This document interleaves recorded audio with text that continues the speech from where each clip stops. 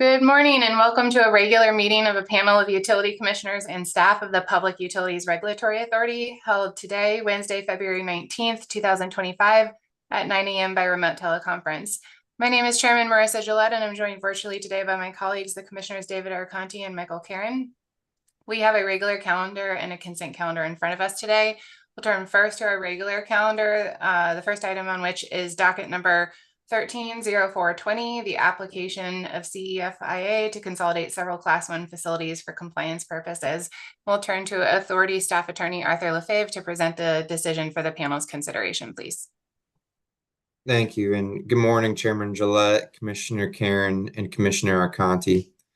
By decision dated June 17th, 2009, in docket number 090436, the Public Utilities Regulatory Authority determined that the Constellation East Lyme High School solar generation facility located at 30 Chesterfield Road in East Lyme, Connecticut, qualified as a Class 1 renewable energy source.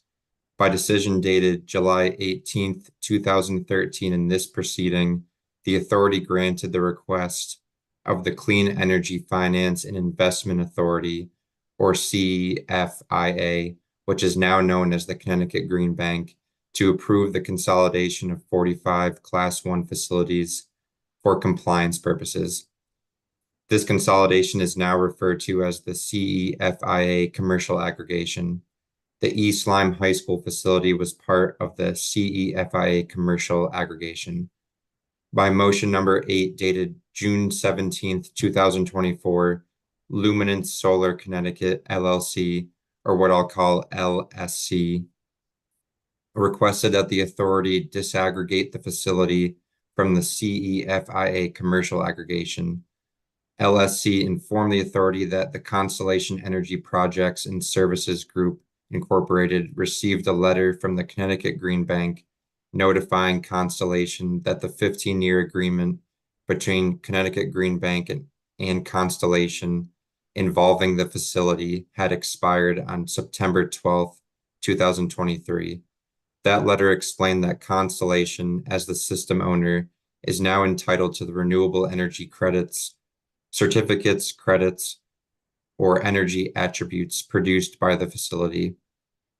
LSC is an affiliate of Constellation, and the power purchase agreement between Constellation and the East Lyme Board of Education was assigned to LSC. The agreement between Connecticut Green Bank and Constellation expired on September 12th, 2023, and transferred the ownership of all rights, title, and interest in the renewable energy credits produced by the facility to Constellation. The authority hereby acknowledges that the facility is no longer bound by the agreement and approves the disaggregation. The facility is now eligible to apply for a Class 1 renewable energy source certification as a new solar generation facility, and as such, LSC can now apply for a certification of the facility using LSC's NEPOOL GIS ID number. Authority staff recommends adoption of this decision. Thank you. Thank you. Is there a motion? Madam Chair, move adoption. And I would second. Thank you. The decision has been regularly moved and seconded. If there are no comments, I will ask Mr. Bumpin to please take the roll. Commissioner Karen, Yes. Commissioner Arconti, Yes. Chairman Gillette. Yes. Thank you. The decision has been adopted. We will turn next to docket number 220629 REO1, PURE's investigation into distributed energy resource interconnection cost allocation, the non-residential interconnection upgrades reopener. We'll turn to Authority Staff Rory Butler to present the decision for the panel's consideration, please. Thank you. Good morning, Chairman Gillette, Commissioner Karen, and Commissioner Arconti. On November 25th, 2020, the authority established an interconnection working group to investigate ways to improve the interconnection process in Connecticut. On June 15th, 2022, the working group recommended that the authority investigate a group study process as a mechanism for sharing the costs of interconnection upgrades triggered by non-residential distributed energy resource projects. In response to the working group's recommendation, The authority initiated this docket on December 6, 2022. In this decision, the authority directs Connecticut's electric distribution companies, or EDCs, to include a group study process in the Distributed Energy Resource Interconnection Guidelines. Through the group study process, the EDC would study the cumulative system impacts of multiple distributed generation projects and design a system upgrade to accommodate all of those projects in the group. The EDC may also design the system upgrade with sufficient hosting capacity to allow future distributed generation projects to interconnect and to address load growth in the region. The cost of the system upgrade would be shared among the members of the group and distribution system ratepayers and future interconnecting customers. At this time, any costs assigned to distribution customers will be treated like other utility capital costs. Specifically, the utility may file for cost recovery of ratepayer assigned costs in their next rate case in accordance with traditional utility rate-making principles. At that time, the authority would conduct a prudence review of such costs. The authority may establish a different cost recovery mechanism in a subsequent proceeding or in an EDC's next rate case. Thank you for your attention, Commissioners. Authority staff recommend this decision to the panel for adoption. Thank you, Mr. Butler. Is there a motion? Madam Chair, I move adoption. Thank Second. you. Thank you. The decision has been regularly moved and seconded. If there are any comments, Madam Chair, if I may. please. Madam Chair, I am supportive of the aims of this docket to implement state policies for a more equitable way for allocating costs and benefits for interconnection upgrades. However, I am concerned by the lack of a revenue mechanism included in the docket. I recognize the decision does not preclude a mechanism in the future, but I believe a pay-as-we-go method sooner rather than later will provide transparency and better cost controls until a more permanent solution can find consensus within the working group process. Therefore, I will be voting no at this time. Thank you. If there are no further Madam Chair, I make some comments. Commissioner Conti. Thank you. Madam Chair, and fellow commissioners, trackers, I am supporting this decision. And I want to thank the staff for their work on this. It was quite the docket. Trackers should be done very thoughtfully and carefully. As we know, Eversource currently has a tracker called the Electric System Improvement Mechanism, which allows the company to collect $300 million annually from ratepayers and earn a return. So we have to be very thoughtful around quote unquote pancaking trackers on top of each other. Trackers do have their place and can be a useful tool. As an example, the AMI decision a couple months ago from a different panel of commissioners, authorized such a tool. I support this decision because it is not shutting the door on a tracker, but allows for bigger picture planning. Thank you very much. Thank you. With that, I'll have Mr. Bumpin please take the roll. Commissioner Karen, No. Commissioner Arconti, Yes. Chairman Gillette. Yes, thank you. The decision has been adopted. Turn next to the third item on our agenda, docket number 240801, the 2024 Clean and Renewable Energy Program Data and Report. We'll turn to authority staff Molly Charles to present the decision for the panel's consideration, please. Thank you. Good morning, Chairman Gillette, Commissioner Karen, and Commissioner Arconti.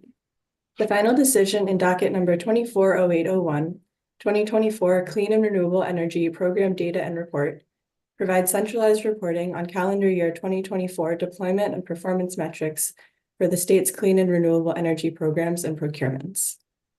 Pursuant to the authority's decision in docket number 171203 RE09, this annual review acts as a centralized data source and provides an administrative record for an annual report on the status of clean and renewable energy deployment in Connecticut. The purpose of the report is to provide greater transparency and insight for all stakeholders regarding the state's ratepayer-funded clean energy programs.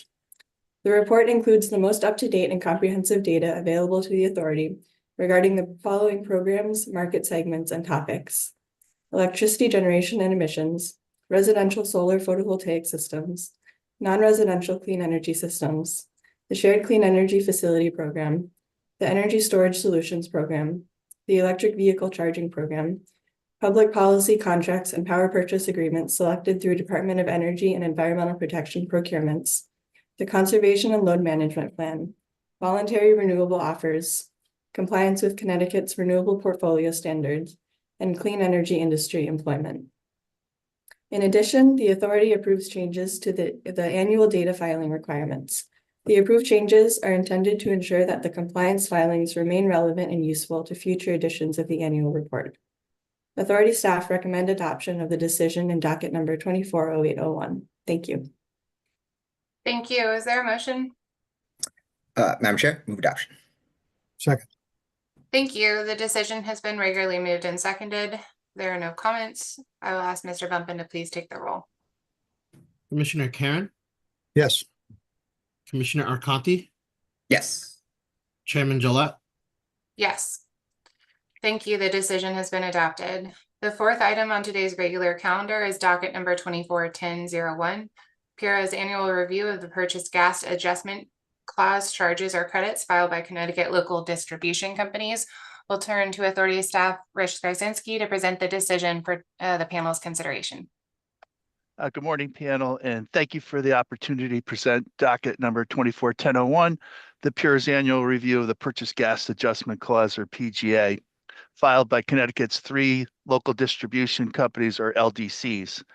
In this decision, the authority approves the Connecticut Natural Gas Corporation's Southern Connecticut Gas Company, Southern, and Yankee Gas Service Company, Yankee, deferred gas costs and adjustment factors for the period September 2023 to August 2024, known as the PGA period. General Statutes 16-19BH requires that the authority must monitor and oversee the PGA's clauses application. Accordingly, the authority conducts this annual proceeding to determine whether the charges or credits made under such clauses reflect the actual prices paid for purchased gas and the actual transmission costs computed in accordance with the applicable clause. On October 15, 2024, CNG and Southern submitted their proposed annual deferred PGA filing. On October 31st, 2024, Yankee filed its annual deferred PGA filing. In its annual review, the authority compared the customer charges during the PGA period with the amount paid for gas by the LDCs during the same period. If a difference arises between these amounts, the authority requires the LDCs to implement a surcharge or surcredit known as a deferred factor during the subsequent 11 months, October through August, to reconcile the difference. The deferred factor is adjusted to include credits or changes from non-firm and ancillary activities. The authority's review consisted of 2 parts. First, PURA reviews copies of the gas supplier invoices to ensure that the invoice amounts match the amounts represented in the LDC's spreadsheets that calculate the deferred gas factor charge or credit. Second, the authority reviews the reconciliation calculations from the LDCs to ensure that the gas costs, revenues, and credits are accurate. The authority determined that the CNG, SCG, Southern, and Yankees calculation of the deferred gas cost and adjustment factors for the period September 2023 to August 2024 are accurate.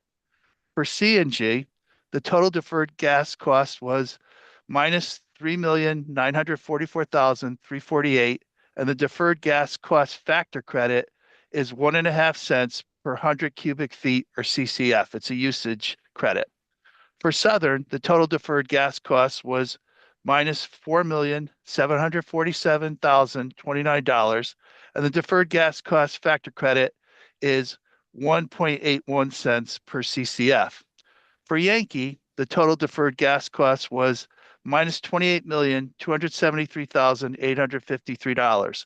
The majority, or $28,064,016 credit, was for firm customers, and the deferred gas cost factor credit is 0.0776 cents per CCF. For seasonal customers, the total deferred gas cost was minus $209,834, and the deferred gas factor credit is 0.0499 cents per CCF. The deferred factors are applicable October 1st, 2024 through August 31st, 2025. On January 30th, 2024, the authority issued its proposed final decision approving the LDC's deferred gas factors, and parties were given the opportunity to file written exceptions. Thank you, and I recommend this to the panel for adoption. Thank you, Mr. Skarzinski. Is there a motion? Madam Chair, move adoption. And a second? Thank you. The decision has been regularly moved and seconded. If there are no comments, we will have Mr. Bumpin please take the roll. Commissioner Karen, Yes. Commissioner Arconti, Yes. Chairman Gillette. Yes, thank you. The decision has been adopted. We will turn next to our consent calendar in which there are 13 items, and I will seek a motion, please. Madam Chairman, I would move today's consent calendar items 1 through 13. I second. Thank you. The consent calendar has been regularly moved and seconded. Mr. Bumpin, please take the roll. Commissioner Karen, Yes. Commissioner Arconti, Yes. Chairman Gillette. Yes, thank you. The consent calendar has been adopted in full. That brings us to the end of today's regular meeting agenda. I want to commend our staff as always. There were several big ticket decisions on today's regular meeting agenda that took, in some cases, years to culminate. So I want to applaud the staff for their continued work on all of these items. And with that, we will adjourn. We will reconvene next Wednesday, February 26th at 9 a.m. by remote teleconference for our next regular meeting. Thank you.